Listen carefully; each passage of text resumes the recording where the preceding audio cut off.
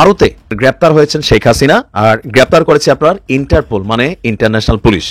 সকল ভয়কে অনেকটা জয় করে ফেলেছেন ডক্টর ইউনূস। আমার মনে হয় না যে ইউনূস সরকারকে ক্ষমতা ছাড়তে হবে। একটা বড় বাঁচা তিনি বাইচা গেছেন। একটা চমলক্ষ ঘটনা ঘটে গেল। ঢিল মারছে জায়গা মতো, তীর আমি যেখানে মারতে চাই সেখানেই লাগে, ঠিক জায়গায় লাগছে। বিএনপি মহাসচিব মির্জা ফখরুল ইসলাম আলমগীরের আসল রূপ জাতির সামনে স্পষ্ট হয়েছে এবং জনগণ তুমুল ট্রল করছে। ধর্ম ব্যবসায়ী কাকে বলে, কত প্রকার ও কি মির্জা ফখরুলের আজকের কার্যক্রম দেখেন। ধর্ম ব্যবসার তাত্ত্বিক কোনো বিষয় বা সংজ্ঞা পড়ার কোনো দরকার নেই। Just see Mirza Fakhrul Islam Alamgir. মির্জা সাহেব, আপনি কি মাথা খারাপ হয়ে গেছে নাকি পাগল হয়েছে নাকি কোনটা?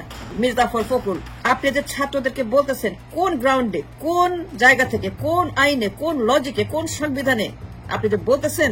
ডক্টর মোহাম্মদ ইউনূসকে শুভেচ্ছা জানালেন নরেন্দ্র মোদী। দর্শক, বিষয়টা কি খুব স্বাভাবিক মনে হয়? না, স্বাভাবিক না, অবশ্যই স্বাভাবিক না। এর পেছনে কি অন্য কোনো ভূ রাজনীতি নেই? অবশ্যই আছে দর্শক।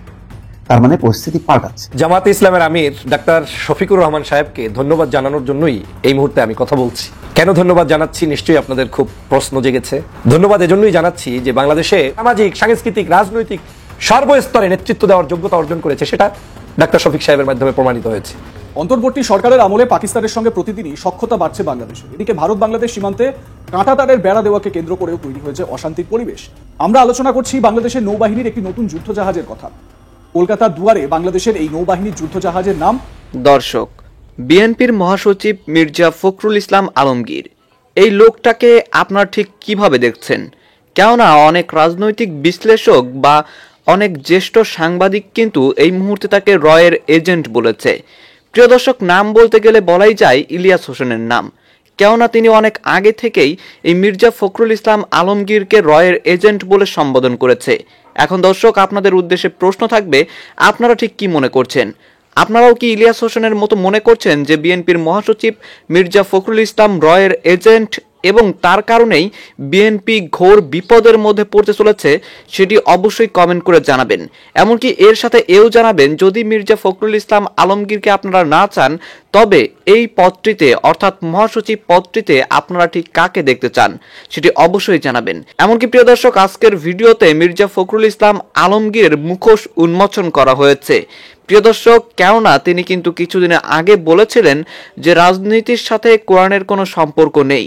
প্রিয় দর্শক, সেই কথা বলার পর এই মুহূর্তে এসে তাকে কেন্দ্র করে কিছু চাঞ্চল্যকর তথ্য ফাঁস হয়েছে, যার বিস্তারিত আলোচনা আপনারা কিন্তু সামনেই দেখতে চলেছেন। এমনকি প্রিয় দর্শক, এরই সাথে সাথে বাংলাদেশের জনগণের জন্য একটি সুসংবাদ রয়েছে। কেননা জনগণ বা যারা ডক্টর মোহাম্মদ ইউনূসের সরকারকে সমর্থন করেন, তাদের মধ্যে কিন্তু একটি চিন্তা ছিল যে এই সরকার হয়তো আর বেশি দিন টিকতে পারবে না। কেননা এই সরকারের বিরুদ্ধে উঠে পড়ে লেগেছে বড় বড় রাজনৈতিক দলগুলো। কিন্তু প্রিয় দর্শক, এই মুহূর্তে এসে আন্তর্জাতিক বিশ্ব থেকে এই সরকারকে এমন একটি সমর্থন জানানো হয়েছে, যেটার মাধ্যমে এই সরকার যখন যেতে চাইবে বা যখন নির্বাচনের মাধ্যমে একটি দলকে ক্ষমতা হস্তান্তর করবে, প্রিয় দর্শক ঠিক কি সমর্থন দিয়েছে আন্তর্জাতিক বিশ্ব, তারও বিস্তারিত আলোচনা দেখবেন। তো প্রিয় দর্শক, আমি আর বেশি কথা বাড়াবো না। আমি ভিডিও শুরুতেই আপনাদের যে ভিডিওগুলোর অংশবিশেষ দেখিয়ে শুরু করেছিলাম, সেই ভিডিওগুলোর বিস্তারিত আলোচনা দেখাবো। তবে তার আগে বলি, যারা এখনো চ্যানেলটি সাবস্ক্রাইব করেননি, সকলে চ্যানেলটি সাবস্ক্রাইব করে পাশে থাকা বেল আইকনটি বাজিয়ে দিবেন। আর যারা ইতিমধ্যেই সাবস্ক্রাইব করে গেছেন, তাদের সকলকে অসংখ্য ধন্যবাদ। তো চলুন একটি লাইক দিয়ে আমরা ধারাবাহিকভাবে সবগুলো ভিডিওর বিস্তারিত আলোচনা দেখে আসি। বিএনপি মহাসচিব মির্জা ফখরুল ইসলাম আলমগীরের আসল রূপ জাতির সামনে স্পষ্ট হয়েছে এবং জনগণ তুমুল ট্রল করছে। ধর্ম ব্যবসায়ী কাকে বলে, কত প্রকার ও কি যদি দেখতে হয়, চরমোনাই পীর সাহেবের কাছে গিয়ে মির্জা ফখরুলের আজকের কার্যক্রম দেখেন। ধর্ম ব্যবসার তাত্ত্বিক কোনো বিষয় বা সংজ্ঞা পড়ার কোনো দরকার নেই। Just see Mirza Fakhrul Islam Alamgir. দর্শক, সামাজিক যোগাযোগ মাধ্যমে তুমুল ট্রল হচ্ছে এবং ইটস ভেরি সিগনিফিকেন্ট। যেই মির্জা ফখরুল ইসলাম আলমগীর কিছুদিন আগে বললেন কোরআন কিংবা ইসলামের সাথে রাজনীতির সম্পর্ক নেই, যে মির্জা ফখরুল ইসলাম আলমগীর ধর্ম ব্যবসার বিরুদ্ধে সোচ্চার, ইসলামী রাজনীতি, ধর্মভিত্তিক রাজনীতি, এর সাথে বিএনপি কখনো একমত নয়। মির্জা ফখরুল নিজে কথা অনেকবার বলেছেন, ধর্মভিত্তিক রাজনীতি এটা বিএনপি সমর্থন করে না। সেই বিএনপি মহাসচিব মির্জা ফখরুল ইসলাম আলমগীর তিনি চরমোনাই পীর সাহেবের সাথে সাক্ষাৎ করতে গিয়েছেন। আমার খুব কষ্ট লাগে, আমি তার মনের অনুভূতিটা বুঝাই একটু। মুখে হাসি নেই, খুব কষ্টের সাথে, এবং খুব কষ্ট পেয়েছেন। হার্ট অ্যাটাক হয় কিনা বয়স হয়েছে বলা যায় না। কিন্তু মানসিক স্থিরতা ভালো, মোটামুটি স্ট্যাবিলিটি ভালো। যখন পীর সাহেব চরমনাই সাংবাদিকদের বলছেন মির্জা ফখরুলকে পাশে দাঁড় করিয়ে রেখে আমরা দ্রুত নির্বাচন চাই, এই দ্রুত বলতে আমরা যৌক্তিক সময় বোঝাচ্ছি, এবং সেটা 1-1.5 বছর, 6 মাস তো হয়ে গেছে, মানে আরো 1 বছর। অথচ মির্জা ফখরুলদের নির্বাচন চাওয়া এটা 4-5 মাস বা 6 মাসের মধ্যে। তো দর্শক, তখন মির্জা ফখরুল চাচা খুব কষ্ট পেয়েছেন, মানে তার জেচার অ্যাপিয়ারেন্স দেখলেই বোঝা যায় কি কষ্ট। এক কষ্ট নিয়ে ফিরেছেন, আবার আরেক কষ্ট কি, যখন চরমনাই পীর সাহেবের অফিসে গিয়েছেন তখন মির্জা ফখরুল ইসলাম আলমগীরের পরনে আমি ব্লেজার দেখেছি, মাথায় কোনো টুপি ছিল না। কিন্তু বৈঠক, কথাবার্তা, 10 দফা চুক্তি এগুলো করতে করতে জোহরের নামাজের সময় হয়েছে। এখন চরমনাই লোকজন তো অবশ্যই নামাজি, তারা তো টাইমলি নামাজ পড়বে। মির্জা ফখরুল ইসলাম আলমগীরের পকেটে টুপি ছিল না চরমনাই তাকে হাদিয়ে দিয়েছে, এটা আমি নিশ্চিত হতে পারিনি। কিন্তু কষ্ট লাগে যে এই শীতের দিনে ব্লেজারটা খুলে শার্ট পরিহিত অবস্থায় অজু করতে হয়েছে তাকে। এটা কষ্টের যে ব্লেজার খুলে অজু করতে হয়েছে, তারপরে দীর্ঘ সময় ব্লেজার ছাড়া ছিলেন, মাথায় একটা টুপি দিয়েছেন, এবং মজার বিষয়ে টুপিটা হচ্ছে 5 কুলি টুপি। তো দর্শক, মির্জা ফখরুল সাহেবকে নিকট অতীতে কয়েকটা জানাজায় আমি দেখেছি, অধিকাংশ সময় তার মাথায় টুপি থাকে না। এবং আমি নিকট অতীতে বা কোনো ছবি এরকম রমজান মাস সারা জুমার নামাজে বা কোথাও টুপি পরে গিয়েছেন, এটাও কিন্তু গণমাধ্যমে বা সোশ্যাল মিডিয়া আসতে আমরা দেখি না। যদি এরকম টুপি পরা অভ্যাস থাকতো মাঝে মাঝে আসতো। জুমার নামাজের ছবি আমরা দেখি না, জানাজায় তো আমরা দেখেছি এরকম টুপি থাকে না, মাঝে মাঝে থাকে। তো মাঝে মাঝে রমজানে বা বিভিন্ন সময় মির্জা ফখরুলের মাথায় যে টুপি দেখেছি, সেটা কেমন টুপি জানেন? সেটা হচ্ছে ওই হাসানুল্লাহ কিনু কিংবা রাশেদ খান মেনন, নজিবুল বাসার মাইজ ভান্ডারীরা যে এক প্রকার টুপি পরে না, মাইজ ভান্ডারি টুপি, লম্বা উঁচু, মানে ওই টাইপের টুপি পরেন। এবং এই মির্জা ফখরুলদের মতো সাবেক কমিউনিস্টদের জন্য ওই টাইপের টুপি হচ্ছে ফিট। শুধু মির্জা ফখরুল নাই, সাবেক ছাত্র ইউনিয়ন কমিউনিস্ট এরা সবাই ওই টাইপের টুপি পরে, মাইজ ভান্ডারি টাইপের টুপি, যাতে মৌলবাদী বা অন্যান্য এক্সট্রিমিস্ট ইসলামপন্থীদের মতো না লাগে, এটা তাদের পছন্দ। ওই টুপি পরতেন। কিন্তু মজার বিষয়, আজকে জীবনে এই প্রথম কেউ দেখাতে পারবেন না যে এই 5 কুলি টুপি মির্জা ফখরুল অতীতে কখনো পরেছে, এই প্রথম এই টুপি পরেছেন। এটা কি বলে ধর্ম ব্যবসা? এমনিতে জোহরের টাইমে, জুমার টাইমে কোথায় থাকেন, কি করেন, এই ব্লেজার খুলে অজু করেন কিনা, এটা আমরা ভালোভাবে জানি স্যার। আমাদেরকে তথ্য দিয়ে কেউ বিভ্রান্ত করার চেষ্টা করবেন, আমরা সব জানি, এমনিতে পাওয়া যায় না। কিন্তু চরমনাই পীরের কাছে গিয়ে নিজেদেরকে ধার্মিক, ধর্মভীরু, হুজুরদেরকে পছন্দ করি, হুজুরদেরকে ভালোবাসি, এটা প্রমাণ করার জন্য আপনাকে কৃত্রিমভাবে নিজের স্বভাবের বাইরে গিয়ে ধার্মিক সাজতে হয়েছে। এটাকেই বলে রাজনীতিতে ধর্ম ব্যবসা।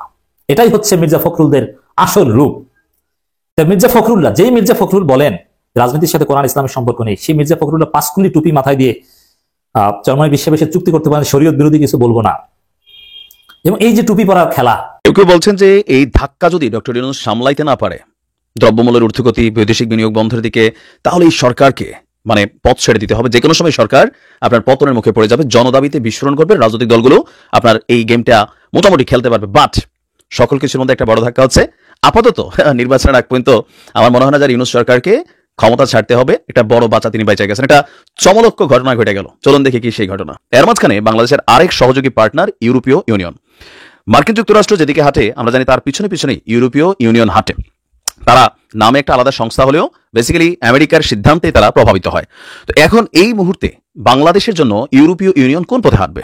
তবে দিন শেষে ডক্টর মোহাম্মদ ইউনূসের জন্য একটা বড় ধরনের সুসংবাদই আমরা বলতে পারি। কারণ ইউরোপীয় ইউনিয়নের যিনি ইউরোপীয় কমিশনের যিনি প্রেসিডেন্ট আছেন, উরসুলা ভন ডার লেয়েন, তিনি একটা খোলা চিঠি পাঠিয়েছেন ডক্টর মোহাম্মদ ইউনূসকে। আর এই চিঠির যদি পরিভাষাটা আমরা মোটা দাগে বলি, যে আপনি কোনো টেনশন করেন না, আমরা আপনার সাথে আছি। বাংলাদেশের সঙ্গে চলমান যে সহযোগিতা, ইউরোপীয় ইউনিয়নের বিভিন্ন রাষ্ট্রগুলোর এই সহযোগিতা অব্যাহত রাখার আগ্রহ প্রকাশ করেছে ইউরোপীয় ইউনিয়ন। আর এই ইউরোপীয় কমিশনের president Ursula von der Leyen, তিনি আপনার একটা খোলা চিঠি পাঠিয়েছেন আমাদের সরকারকে। আর এই তথ্য জানিয়েছে কে? প্রধান উপদেষ্টার প্রেস উইং থেকে পাঠানো এক বিবৃতিতে এই তথ্য আপনার সামনে এলো।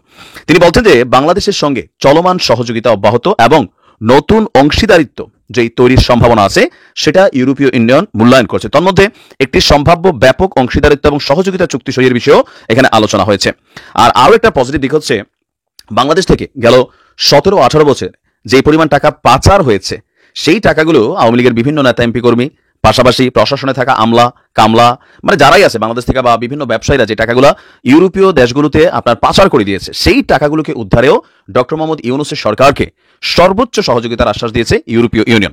বাট এই মুহূর্তে একজন বাংলাদেশি হিসেবে বাংলাদেশের বিনিয়োগ, বাংলাদেশের স্থিতিশীলতা, অর্থনৈতিক যে একটা ধাক্কা আছে সেটা কাটায় উঠতে আমি মনে করি ইউরোপীয় ইউনিয়নের সহযোগিতা খুব জরুরি। আর যেহেতু ডক্টর মোহাম্মদ ইউনূস তিনি একজন ইন্টারন্যাশনাল ফিগার, সো সেই ক্ষেত্রে তার বন্ধু মহলে একটা বিশাল পরিচিতি আছে, বিভিন্ন রাষ্ট্রের প্রধান বা যারা আছেন, সেই ক্ষেত্রে হয়তো একটা পজিটিভ বেনিফিট আসবে যেটা দেশের জন্য কল্যাণকর হবে।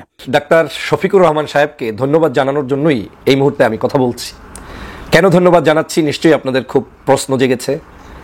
ধন্যবাদ এজন্যই জানাচ্ছি যে বাংলাদেশে একটা সময় আমরা দেখতাম যে বাংলাদেশে ইসলামপন্থী রাজনৈতিক দলগুলো ঘুরঘুর করত বিভিন্ন বড় বড় রাজনৈতিক সংগঠনগুলোর সাথে, কিংবা তাদেরকে একটু ছোট করে রাখা হতো, মানে তারা যে কোনো মূল্যে সেখানে তাদের কাছে স্পেস পাবে না।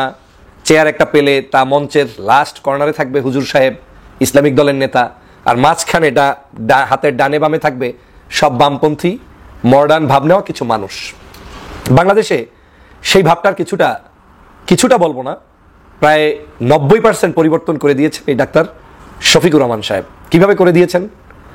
বাংলাদেশে তিনি এখন ইসলামিক যে রাজনৈতিক দলগুলো রয়েছে এই দলগুলোর একজন মহান নেতায় রূপান্তরিত হয়েছেন। তিনি সমগ্র রাজনৈতিক দলগুলোকে নেতৃত্ব দেওয়ার মতো যোগ্যতা অর্জন করেছেন এবং তিনি ইতিমধ্যেই সেটা বাস্তবায়ন করে দেখিয়েছেন।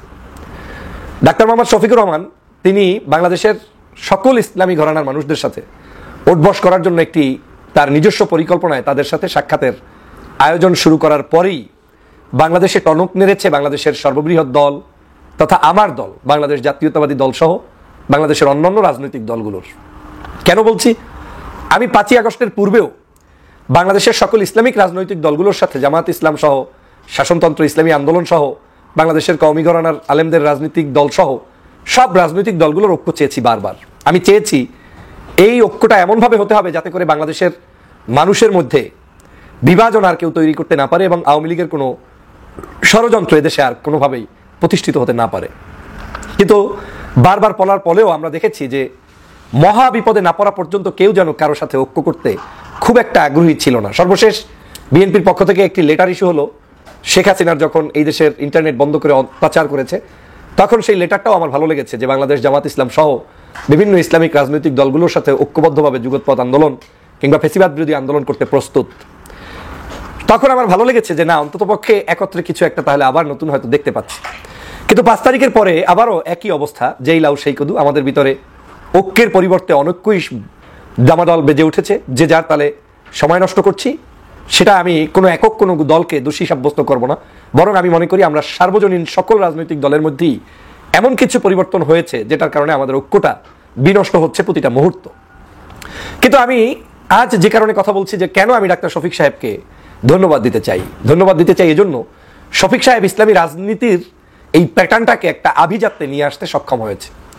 সারা বাংলাদেশের ইসলামী শক্তি যে একটা টনক নাড়াতে পারে, পরিবর্তন ঘটিয়ে দিতে পারে, এই যে একটা বিশ্বাস, আস্থা কিংবা আলোচনা সমালোচনা, সেটা তৈরি করতে সক্ষম হয়েছেন উনি। বাংলাদেশের বিখ্যাত আরেকটি ইসলামিক দল ইসলামী আন্দোলন বাংলাদেশের আমির সাহেব চরমনায়ের পীরের সাথে যখন সাক্ষাৎ করলেন, মনে হলো যেন বাংলাদেশের অনেক বামপন্থীদের ঘুম নষ্ট হয়ে গেল। যারা সত্যিকার ডানপন্থীদের উত্থান চায়, ভালো চায়, তাদের ঘুম নষ্ট হয়নি। তারা এটাকে অ্যাপ্রিসিয়েট করেছে, আরাম পেয়েছে, যেমনটা আমি পাচ্ছি। প্রতিনিয়ত আমার ঘুম ক্লিয়ার হচ্ছে, ভালো লাগছে, এবং আমি মনে করছি যে না, এই দেশটা অন্ততপক্ষে আবার হয়তো সত্যি রাইটপন্থীদের হাতে পরিচালিত হওয়া সম্ভব। বাংলাদেশের বৃহত্তর দল বাংলাদেশ জাতীয়তাবাদী দল, আমরা দেখেছি শফিক সাহেবের এই চরমনায়ের ভিজিটের পরেই, এই সাম্প্রতিক সময় সম্ভবত আমি যখন কথা বলছি আজকেই বিএনপির মহাসচিবের সাথে চরমনায়ের পীর সাহেবের সাথে বৈঠকের একটি সম্ভাবনা আছে। তারা একত্রে সেখানে বসবেন, কথা বলবেন, আলোচনা করবেন। তার মানে এখন ইসলামিক দলগুলোর ডিমান্ড বৃদ্ধি পেয়েছে। যারা একসময় আলোচনা করতে পারবে কিনা সেই ধরনের মানসিকতা ছিল বড় বড় রাজনৈতিক দলের মধ্যে, সেখানে এখন বড় বড় রাজনৈতিক দল মনে করেন যে তাদের সাথে আমাদের বসা উচিত। খুবই অবাক কাণ্ড। ডক্টর মোহাম্মদ ইউনূসকে শুভেচ্ছা জানালেন নরেন্দ্র মোদী। তাও এমন একটা বিষয়ে তিনি শুভেচ্ছা জানালেন, সেটি সময়সীমা পার হয়ে গেছে, ইংরেজি নববর্ষ। আজকে জানুয়ারি মাসের কয় তারিখ? দর্শক, জানুয়ারি মাসের একেবারে শেষ প্রান্তে ফেব্রুয়ারি আসতে যাচ্ছে। এই সময় তিনি নববর্ষের শুভেচ্ছা জানিয়েছেন। দর্শক, বিষয়টা কি খুব স্বাভাবিক মনে হয়? না, স্বাভাবিক না, অবশ্যই স্বাভাবিক না। নববর্ষের শুভেচ্ছা নববর্ষের দিন বা একদিন পরে বা সাধারণত একদিন আগে সবাই জানায়, এটাই হয়। আমরা সাধারণত জানাই, রাষ্ট্রপ্রধানরাও তাই করে। যে কোনো বিজয় দিবস হোক, ওই দেশের স্বাধীনতা দিবস হোক, সেই সব দিবসে যেই দিন সেই দিন বা আগের দিন। কিন্তু প্রায় 1 মাস পরে সেই শুভেচ্ছা জানানো, এটা কি স্বাভাবিক ঘটনা? এর পেছনে কি অন্য কোনো ভূ রাজনীতি নেই? অবশ্যই আছে দর্শক। তার মানে পরিস্থিতি পাল্টাচ্ছে অবশ্যই। অন্তত এই একটা ঘটনা দিয়ে অনেক কিছু মানে বোঝা দরকার। দেখেন, কূটনীতি এমন একটা জিনিস, আপনি সরাসরি তারা কোনো কথা বলবে না, কথার মারপ্যাচের কিছু শব্দ আপনাকে বুঝতে হবে, বডি ল্যাঙ্গুয়েজ বুঝতে হবে, তা দিয়ে আপনি পর্যালোচনা করতে পারবেন বা বুঝতে পারবেন যে আসলে ঘটনা কোন দিকে মোড় নিচ্ছে। যেমন দেখেন, এখন বাংলাদেশ এবং ভারতের সম্পর্ক যে তিক্ত তলানিতে, এটা কি কেউ বলবে? বাংলাদেশ বলবে না? তহিদ হোসেনকে বলবে না আমাদের সাথে ভারতের সম্পর্ক ভালো আছে, বন্ধুত্বপূর্ণ সম্পর্ক, আমরা চাই এইভাবে বন্ধুত্বপূর্ণ সম্পর্ক আগে যেটা ছিল এখন আছে, সামনেও আরো বাড়বে। ভারতকে জিজ্ঞাসা করেন কিভাবে কূটনৈতিক মার পেছে, ওই কথাগুলিই বলবে যে আমরা চাই বাংলাদেশের সুখী সমৃদ্ধিশীল প্রগতিশীল একটি বাংলাদেশ, অন্তর্ভুক্তিমূলক বাংলাদেশ, নানান রকম শব্দ এর ভিতরে ঢুকায় আপনাকে এমন একটা ব্যাখ্যা দেবেন আপনি আর কিছু বলতে পারবেন না। কিন্তু এটার এদিকেও ব্যাখ্যা আছে, ওইদিকেও ব্যাখ্যা আছে। যেমন ধরেন ইংরেজি নববর্ষের শুভেচ্ছা জানালেন, এই শুভেচ্ছা কই জানুয়ারি মাস তো পার হয়নি, দিতেই পারেন, আপনি এটা মনে করতে পারেন। আবার মনে করতে পারলেন কি ব্যাপার, মাস শেষ হয়ে যাচ্ছে, এই দেয়াটা এটা কি, এটা আপনি পজিটিভ নেগেটিভ নানান ভাবে ব্যাখ্যা করতে পারেন। কিন্তু আমার যেটা ধারণা যে ভারত এখন বুঝতে পারছে যে না, প্রতিবেশীদের সাথে সুসম্পর্ক বাইরে অন্য সম্পর্ক গেলে বিপদ আছে। বিপদটা কি? বাংলাদেশকে যত দূরে ঠেলতে থাকবে বাংলাদেশ তত বেশি অন্য বন্ধু খুঁজতে থাকবে, আর যে বন্ধুগুলি খুঁজতে থাকবে সেই বন্ধুগুলি কিন্তু আবার ভারতের বন্ধু না, তার মানে ভারত লুজার হবে। তারপরে বিষয়টা হলো যে সম্পর্কটা কার সাথে হবে? সম্পর্কটা কি দলের সাথে, দেশ জনগণের সঙ্গে? কোনটা? দেশ এবং জনগণের সঙ্গে। চীন দেখেন কি পরিমাণ তারা বড় প্রজেক্ট করছে শেখ হাসিনার সঙ্গে, এখন রাতারাতি কিন্তু তারা ভোল পাল্টায়, এখন জামাতের মিটিংও পর্যন্ত যায়, বিএনপি তো আছেই। রাশিয়া কিন্তু আবার একটু ধাক্কা খেয়ে একটু পিছিয়ে পড়ছে। তো চীন কত শার্পলি দ্রুত বেগে আগায় গেছে, তারা একেবারে বিভিন্ন দলের সঙ্গে এমন ভাবে করছে যেন আওয়ামী লীগকে চেনেই না।